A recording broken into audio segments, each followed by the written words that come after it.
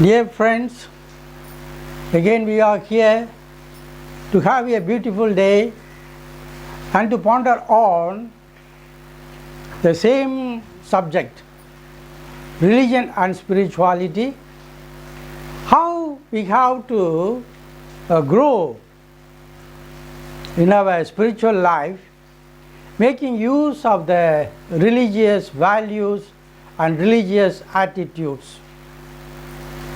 Now we will see a few stages of religious life.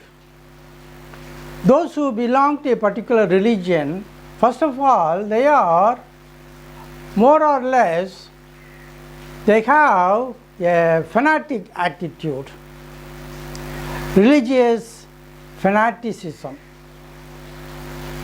It is a narrow-minded belief that all other religions are false and my own religion alone is true.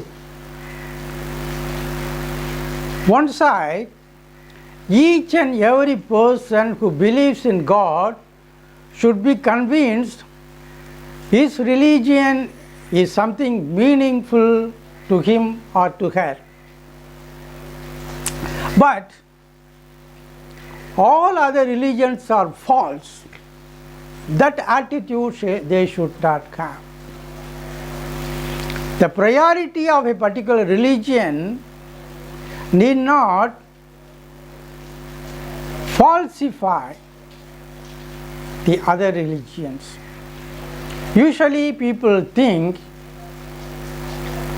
my own religion is the true religion and others are false. It leads to religious pride or ego to look down other persons, other religious persons. It is an emotional attachment to religious ceremonies and acts and to perform them with an external or institutional force. Usually, the religious person follow their own religion with an attitude of emotional attachment. They are very particular to the ceremonies, the acts, the rubrics and other religious activities, but it is of emotional attachment, neither of the personal involvement. Here, they have to identify what they are doing is moved by some external rules or other external ideas or forces. Secondly, most of the religious persons are moved by a kind of fear. Practicing religion for the fear of the next life. It may be of hell or heaven, or maybe of any sorts of trouble in life after death, etc. Here, God is a figure of judgment and punishment.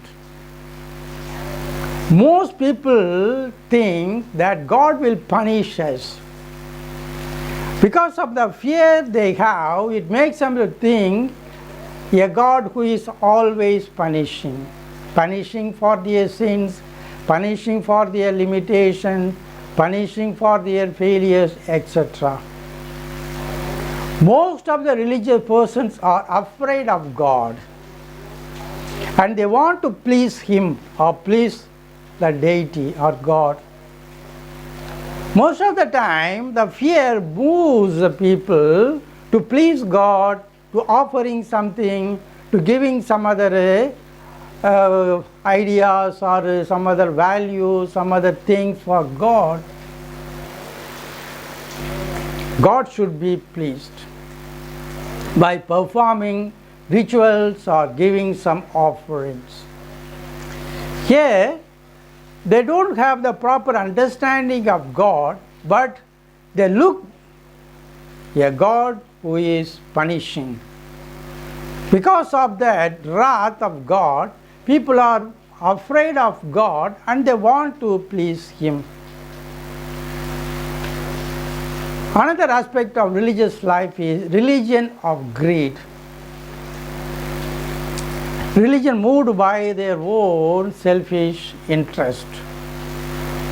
It is practicing religion to get the favors of God, to lead a happy life here on earth, and to attain heaven after death. The God is looked as if a donor. He always giving us whatever we want, whatever we put as petition.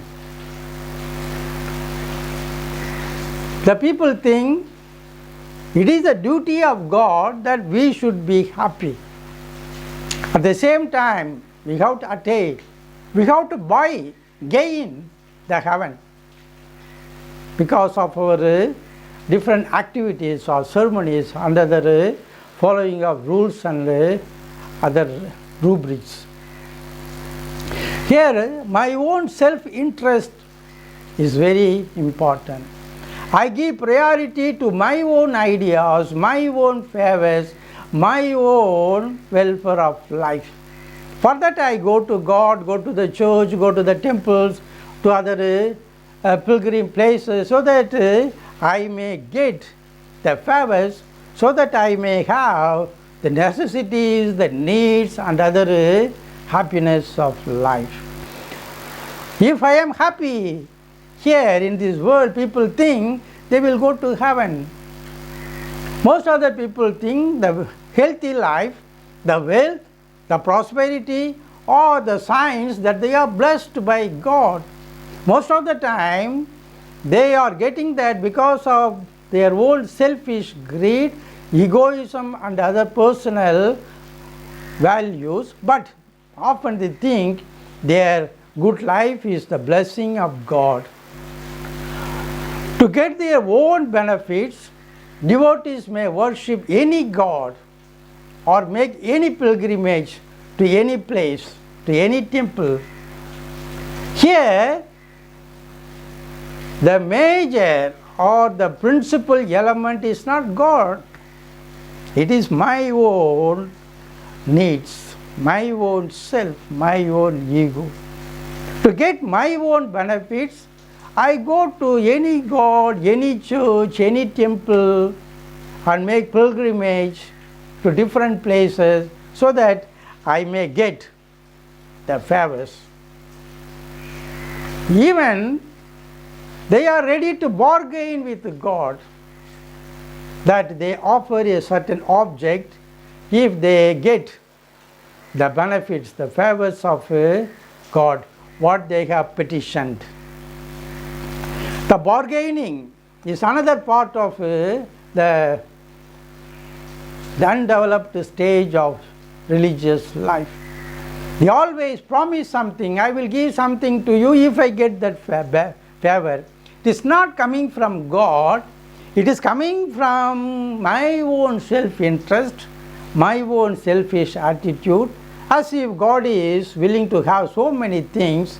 I offer, I promise so many things, I offer something if I get what I have petitioned, what I want to have.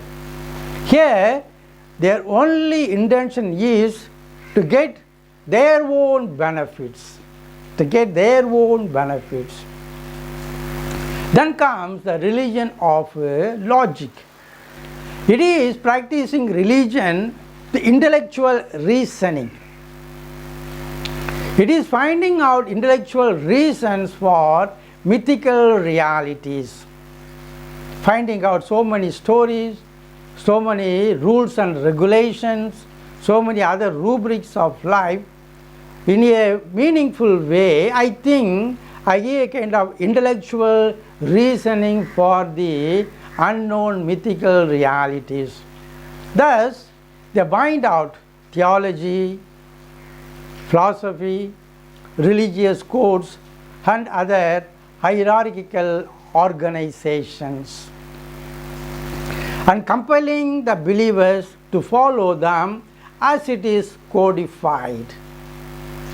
The hierarchical attitude of the religion is making the people one or another way to follow what they say, what they have codified, the rules and other norms of religious life.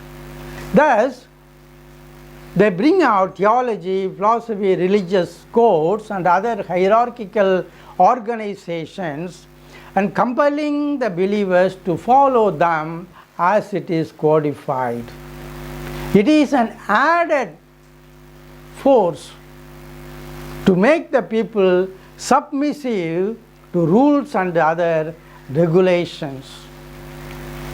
The believers have nothing to do other than just submissive to the rules and the regulations.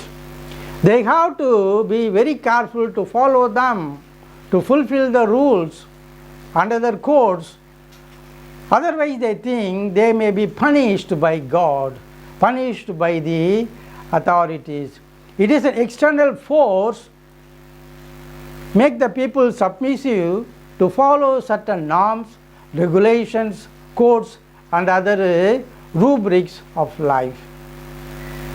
Then comes the religion of truth. Here I make questions. It is practicing religion with an open mind, with a humility, serenity and nobility to understand the truth in reality. Here we have moved to understand the religion. What is the truth behind the religion? Here we make a few questions. At the same time, we follow it with humility, serenity and nobility to understand the truth in reality.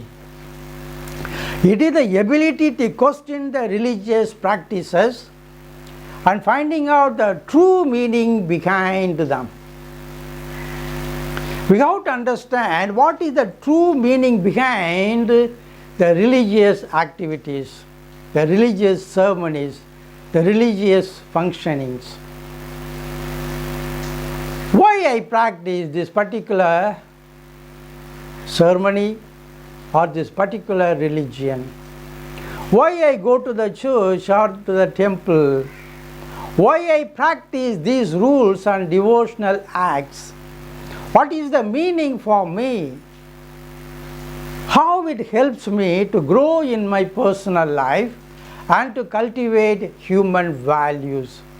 How my religion helps me to develop my personality, to grow in my personal life and cultivate human values?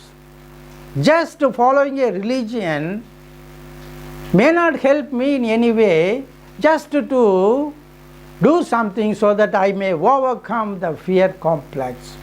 Here we have to make clear why I do all these religious practices and how they are helping me to grow in my personal life. It is finding the true meaning of the religion and its limitations. Here we have to understand the limitations of religions. All the religions are limited in their own way. They are only the ways, the means. At the same time, each and every religion has its own limitation. They can show something, they can point out something, but they are not the end in itself. They are only the means. It is the willingness to be free and to be a free seeker of God, going beyond the boundaries of the religion and its codes. It is finding the true meaning of the religion and its limitations. It is the willingness to be a free seeker of God, going beyond the limitation, the boundaries of the religion and its code. The religion has to religion has to help the seeker to go beyond the religious boundaries and to be a free seeker of God. The following of the codes and rubrics and regulations should help me so that I may overcome them and again follow the religious path as a free man, as a free seeker, going beyond the limitation and its boundaries. Here comes the next, the religion of meditation, a religion of contemplation, a religion of deeper thinking. It is practicing religion with deep convictions. That is very, very important. We have to practice religion with deep convictions. It is a true personal and spiritual relationship. The religion makes me a true person and helping me to create true relationships, spiritual relationships. It makes me to go beyond my own selfish attitudes and to be a selfless person. The religion of deeper conviction makes me a selfless person. It is the stage of selfless love and total surrender to plunge into the inner supreme self. It is entering into the supreme reality. It is already within us. God is already within us. Here I am convinced my inner reality is God Himself or God itself. By meditation, by deeper consciousness of my own self, I come out of my selfishness and to practice selfless love and total surrender. This is the real attitude of a seeker of God, a free seeker of God, to totally surrender and to plunge into the inner supreme reality. It is the inner pilgrimage. It is the inner journey to be in solitude and silence. Here in silence, I come to know the reality of the Supreme and to commune with the divine, human and natural cosmic realities. In solitude and silence, I am more open to have a deeper communion with the divine, human and cosmic realities. Here, I go deeper with each and every reality. I feel I am great and meaningful, valuable with all the cosmic realities because they have something to say about myself. Then I have to communion with them with a deeper attitude and conviction. This is the really entering into the depth of spiritual life. Here I am conscious of the divine within me. Because of that consciousness, I come out to exercise the selfless love and to surrender totally. This total surrender is not only to God, as if something beyond, the God within the others, God within the other human persons and with other cosmic realities. Here comes the real spiritual communion, a spiritual relationship with myself, with the divine, the other human persons and with all the cosmic realities. Then slowly I enter into the religion of union. It's also called the religion of Samadhi. It is a total absorption within the divine reality. I go deeper within myself. That means I am totally transformed. It is transcending the body and ego consciousness and achieving total liberation, followed by divine, human and cosmic consciousness. In deeper consciousness, I overcome my own physical, psychological, mental realities and go beyond into the deeper reality of the divine cosmic communion within myself. As we are living, we can attain this fullness. It is also called as liberation or samadhi or perfection or the mukti. Let it be any word we use, but the reality is that we are totally united, totally be in divine and entering into the divine reality, divine realm, so that we come out as a new person, able to communicate with all the other realities. There comes the real spiritual communion, divine communion. For that, the religion has to help gradually. The religion is a initial starting point.